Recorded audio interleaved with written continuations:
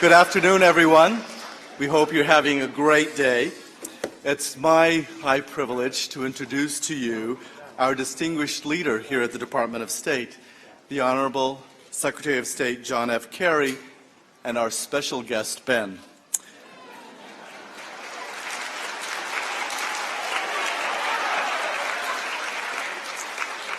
And although there was no formal Take Your Child to Work event when the Secretary was a child, he had very similar experiences when he was your age, and that was the opportunity to see diplomacy in action.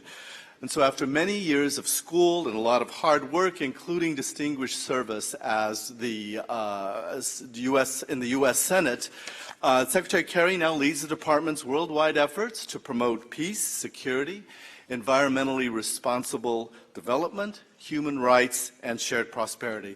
So without further delay, I give you the Honorable John F. Kerry.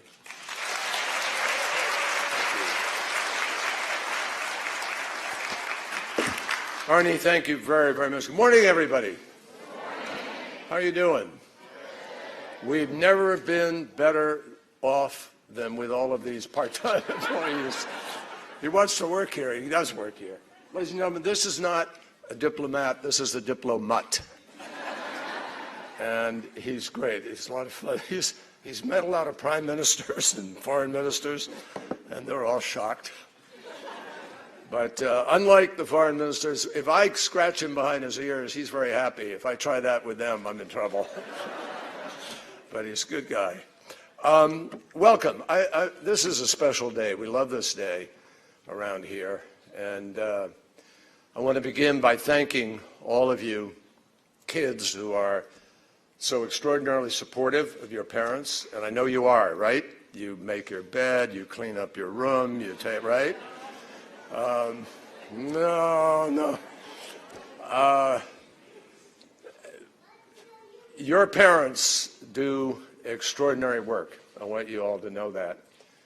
And this department does extraordinary work. We are very, very blessed here to be able to help make the world safer. We help people all over the world. We help Americans when they travel or sometimes have problems in the course of their travel. We help unite families. We help cure diseases. We help feed hungry people. We help to make peace where there is war. And we help to educate people where they don't have an opportunity to get education. We help bring health care to people where they don't have health care like you have so capably and readily in America. So the work we do here is really the best work in the world. And we're able to do it because you are supportive of your parents, frankly, really. There are long hours here. And I know that on occasion maybe a sports game or a play or maybe some kind of a meeting got disrupted or a parent wasn't able to make it, and that's because they're here working hard for our country. So thank you for being patient and putting up with that, and thank you for coming here today to be a temporary part-time employee of the State Department. I hope you've done some good work today. Have you? Okay. I'm counting. That's a yes, right? All right. What I would love to do is take some questions and have a conversation with you rather than just stand up here and lecture you or talk about something that you don't care about. So I hope you got some questions for me, do you? A few here and there? Okay, anybody? Oh, there's a young lady with an immediate response. I love it. Let me see. What's on your mind? You tell me. And tell me who you are, if you will. Finish. Uh-oh, we got the whole... Wow.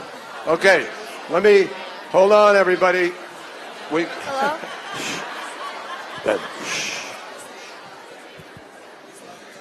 Okay, let's start.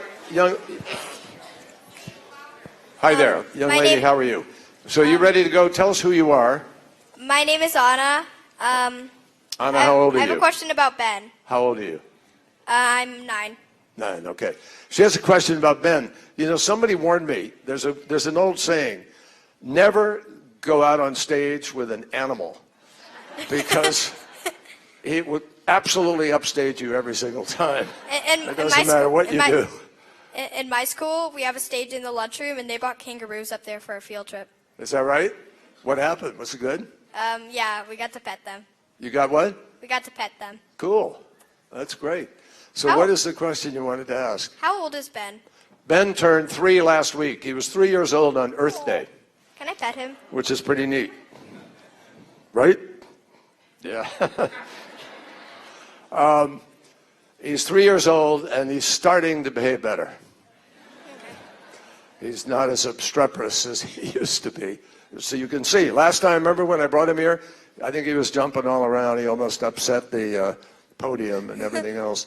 But now he's actually getting to be behaved. Sit. There. Aww. See?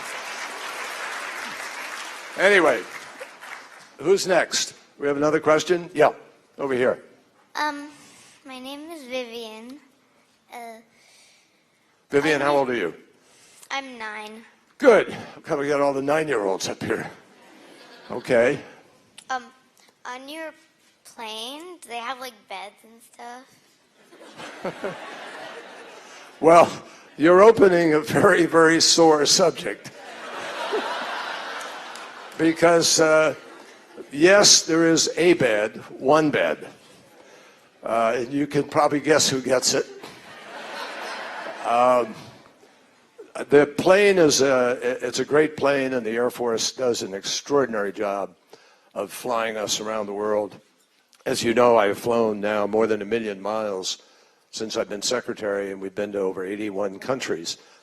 But I have to tell you, it's an old plane that is, and it's tough on the staff because the seats aren't as modern and don't go far as back, and you can't lie down. And so for me, I can actually lie flat, but nobody else on the plane gets to lie flat unless you lie on the ground, bring a futon, and I haven't seen a lot of people do that on this plane. So hopefully over time we can fix that up a little bit, but there is one bed. Okay. These are the inside questions, guys. Getting it all out there today. Okay, over here again. Yes. Yes, ma'am. Young Hi lady. there. Okay. My name is Savannah. Can you hold your mic closer to you? Yeah, thanks. Hi, I'm Savannah. I'm 9. And I wanted to know who you're going to vote for president for 2016.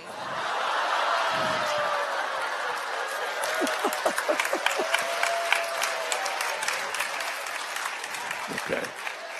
So I'm going to give you a half answer, okay?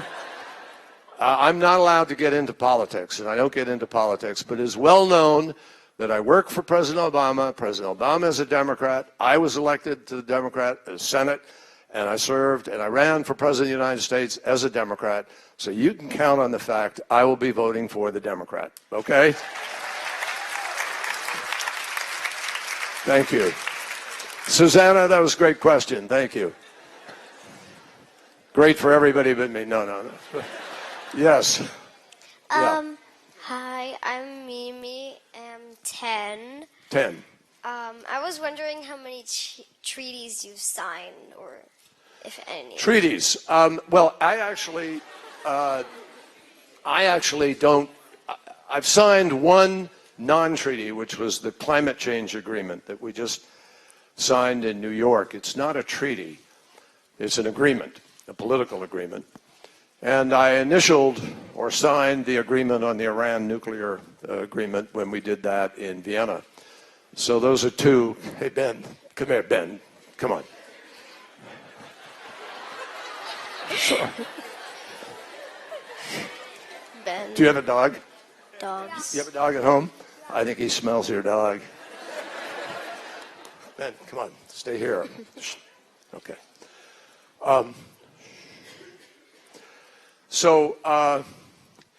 And I've initialed a number of other agreements, memorandums of understanding, or I've signed memorandums of understanding.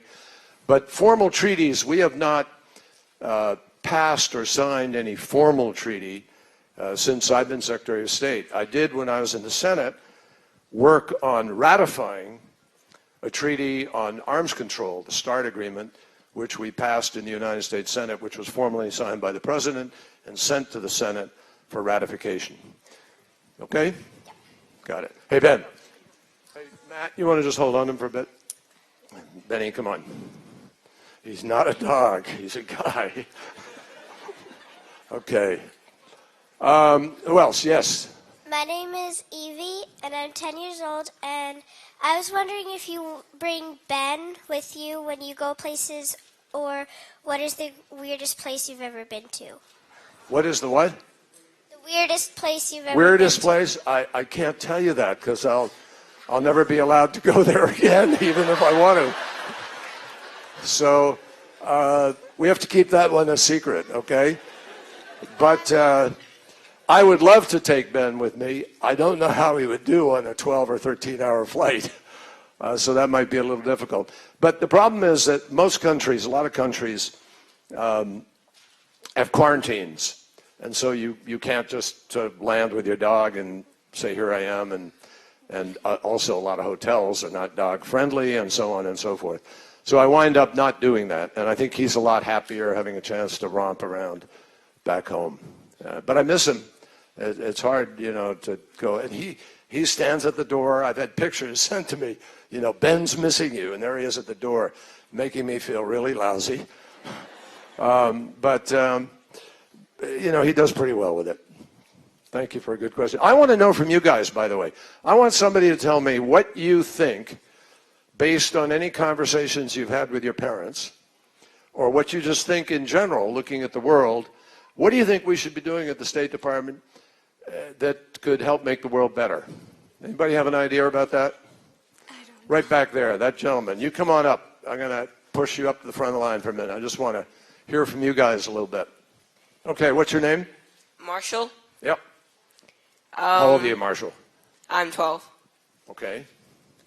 I think that the State Department should help with really everything that it can help with. So in other words, we ought to just do it all. Yes. Well, we Multitask. try. To be honest with you, I can't think of anything that we don't try to help with. The only issue is whether we have a large enough staff or a large enough fund or commitment to try to do it. But we are engaged in almost every kind of activity that there is with respect to other human beings. We help justice systems to be built in countries. We help teach people English. We help train people in democracy. We help, as I said, provide health care or provide shelter. If people are without food, we help try to find food. Or we have a food program that is international that provides extraordinary assistance. So we do almost everything there is. In some cases, we don't do enough of it. And I think we need to talk about that in America because we're the richest country in the world, but we're limiting now what we're doing in a lot of places because of our politics and budget crises, and the result is we're not doing as much as perhaps we should be and could be. So it's a good thought, and I appreciate it very, very much. Anybody else got an idea? Yes, thank you. Applaud him. That's absolutely. Who else has an idea for what we ought to be doing in the State Department that we're not doing? I want to take the people in line first. Yeah, yes, young man, sure. What's your name? Can you hold the mic a little closer to you? There, attaboy. There you go. My name is Grady, Yeah. and I think we should send over medicine to Western Africa. Good for you. Because Good. they're trying to fight off Ebola, I think. Ebola. Ebola? You're absolutely correct, and I'm glad. I'm really happy to tell you that we're not only sending medicine over, we've sent people over to help train people in Western Africa to be able to fight back themselves and to be able to deal with the problem of Ebola. And as a result, last year at Christmas, they predicted that almost 1 million people would die because of Ebola. But because President Obama sent 3,000 American troops there to begin to build tents and treatment centers and facilities and deliver medicine, we were able to make it a fraction of that and actually reduce the danger to people all over the world. So you're thinking, that's a great thought. Thank you very much. Appreciate it. All right, a question. Got to go back to a question. A few questions. Yep. My name is Emma, and I'm 10 years old. And my question is, what's the most difficult thing that the most difficult thing that you have to do as Secretary of Do we have to State? deal with? Answer a question from you. No, I'm joking. The hardest thing of all, honestly, the hardest thing of all as Secretary is just the large number of immediate challenges that come across the desk which require United States engagement, involvement to try to prevent people from dying, people from being killed, prevent conflict. We have explosions in enough places in the world, more so than any administration, I think, in history, have never had to deal with a Korea that's threatening with nuclear weapons, or the problems of Yemen where there's a war, or Libya where Al-Qaeda and Daesh, ISIL are there and presenting a challenge, and there's a lack of government, or Syria where there's a terrible war going on, a civil war, sending countless refugees out of their homes and across borders into other countries. So you pile those up over time, and take a number of countries in Africa, a number of countries in South Central Asia, a number of countries in the Middle East, and so forth. You have more than enough to fill the plate. And that's the hardest thing of all, is marshaling our resources and our diplomatic energy to be able to try to deal with all of those things at the same time. Okay? But by the way, I think we're doing pretty well. I think we've got good things happening. We have a government coming into Libya. We have peace talks going on in Yemen right now. They're going pretty well. We're working to try to get the cessation of hostilities strengthened and more defined in Syria and move in a political process.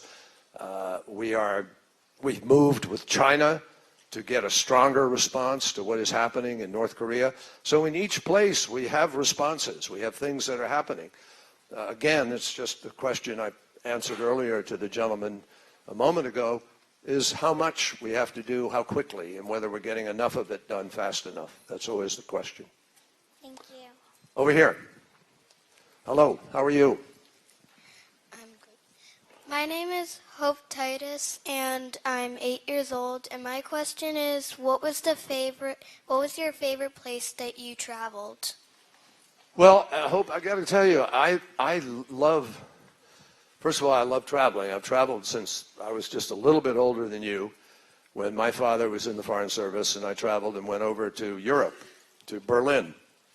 And I've always just loved taking in new places ever since then, and learning something about a different culture. And what you learn is the world is so full of extraordinary places. I mean, and different kinds of beauty. You know, there's no one definition of what's beautiful. You can be in the desert, you can be in the mountains, you can be near the ocean.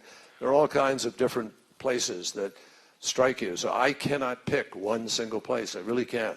And I'm not avoiding anything. I'm just telling you the truth. There's just so much out there. And I hope you get a chance to travel and be part of that, because the world is so much smaller today than it's ever been before. I hope that helps you a little bit. Okay, over here.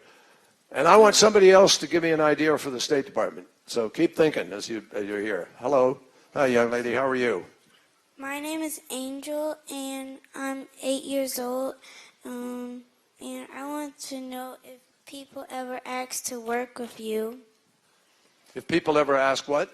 To work with you. To work with me. Yeah. Countless people want to work with us. You know? We don't have enough money to pay them all, but I get enormous. You know, this is one of the best places in the world to work, and the State Department was ranked among the top 3 departments in all the federal government as a place to work. So we have a lot of people who want to come in here. It's very hard to be hired here because you really have to have, as your parents do, qualifications that are going to add to our ability to solve all these problems. So you're going to come and work here one day? Would you like to do that? Would you? Yes. Good. All right. You doing your homework? You working hard? Yes. Yes. Okay. All right. That's great. Hi there. Hi, my name is Lauren. I'm 11 years old, and I'm wondering, why did you name your dog Ben, and is his last name Franklin? Yes. You got why I named him Ben. Because of Ben Franklin. Ben Franklin was raised in Massachusetts. A lot of people don't know that. And his aunt, I think he lived with his aunt on Nantucket Island for a while, and in Boston. And then we loaned him to Philadelphia. So that is why I named him, because I thought he would be a good diplomat. And look, he's being, uh-oh.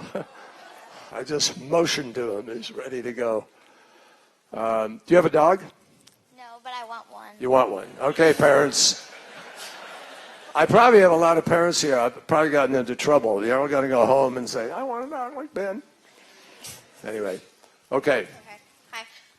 Once you're finished being Secretary of State, what are your plans? Honestly, I don't know yet. I really don't. I've begun to kind of occasionally have a thought cross my mind about it, but I got too much work to do between now and then. We have another 9 months, I guess, or so. And I'm not allowed, I'm not allowed to talk to a company or something like that while I'm secretary, which is a good rule. So I'll think about it starting the day I leave. Okay? Thank you. What do you suggest? You got any ideas? Not really. Not really? All right. See, that's the value of being Secretary of State, folks. If you have any ideas, will you let me know, please? Sure, I'm open. Okay. All right. One thing I will say to you, though, I will stay active. I'm going to not suddenly walk away from caring about climate change or working on these issues. I need to find a way somehow to continue to be able to be active in them. And that I know. There's no way to just stop suddenly being interested. Hi. Hi, my How are name you? is Claudia, Claudia. and I wanted to ask you if when you make a new law, like, you know how you put it on the newspaper or on TV? Yeah. Well, how about homeless people? How do you tell it to them? Wow. That's a hard one to answer, because if homeless people aren't able to have access to television or don't read the newspaper, and most homeless people don't have the money, obviously, don't read the paper, it's very hard to be confident that they are receiving the input that you want any citizen to receive in order to make smart decisions as a citizen. You all, every one of you, have a responsibility to know what's going on around you and to think about it and to be a good citizen and make a decision. I happen to believe that one of the most important words in the English language is the word citizen, because it describes so much of the responsibility and of what, if you're a good citizen, what builds community and a strong nation. But for homeless people, it's very, very tough, because they're not, unless they're taken to the shelter at night or picked up through a program that goes around and tries to make sure people are getting a square meal and a bed to protect them, they probably don't get that kind of input. So it's a problem for us, and we have too many homeless people still in our country. So, and I want to make a point about that. Even though we work in the State Department, and even though our job is obviously to take our values and our interests to other countries in the world and to try to help other countries be stable and do well. And there's a reason we do that, because it makes us safer here at home. Because if we don't have young people wandering around some country without a job, without an education, without any opportunity at all, So they get grabbed by extremists who then fill their heads with bad thoughts. That threatens us. That's where a problem comes from. So we have a direct interest in trying to help other countries be stable and prosperous and build their country.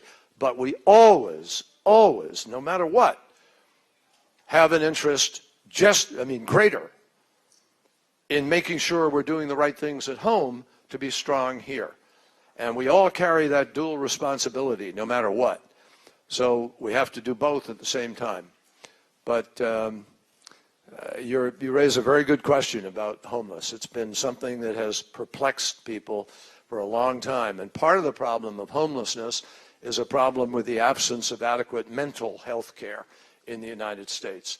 And we need more access to mental health care, not just the other parts of the healthcare system, which we have in hospitals and clinics and doctors' offices. Okay? Thank you. Thank you. Good question. Very good question. We have time. Oh my gosh, look at that line of people. We have time for one more question.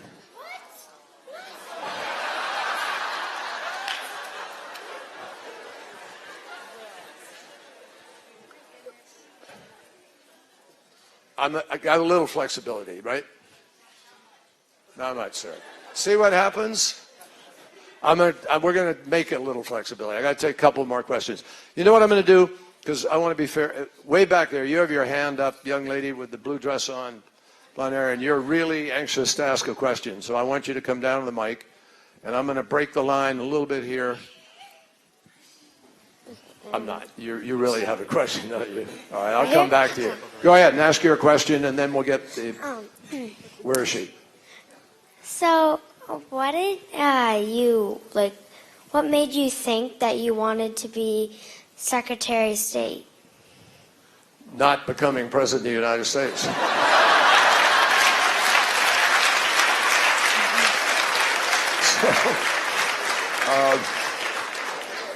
you know...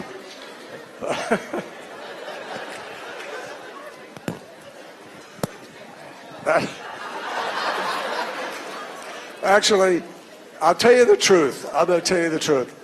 When I was running for President of the United States, I actually said to my staff, you know, the best job in the government is actually not President, it's Secretary of State. That's what I said, and I still believe it even more now. Thank you. Go ahead. Okay, my name is Angelique, and I'm 15 years old. So earlier you had asked the question about how the State Department can work to be better for us. So I kind of adjusted my question to more of a suggestion. And I believe that the United States does a lot for foreign services and for the world and even for us here in America. And it's very admirable, and we are an example to countries. And I think that what we can do, like with situations like ISIS, we need to, even as myself, we need to inform our citizens about what's going on around the world so we can take steps to bettering ourselves, to preparing ourselves to what's going on. Like situations with ISIS where they're recruiting sometimes teenagers or people of all ages through social media. And so we have to make sure our people know and our kids know that this is what you can look for and these are the people you can turn to because you have a lot of support within our country to... Yep. Very, very smart. Very smart. You are right on target. It's not only a great suggestion, it is something we are trying to do now, and we actually need to do more of. We're learning how to do it better.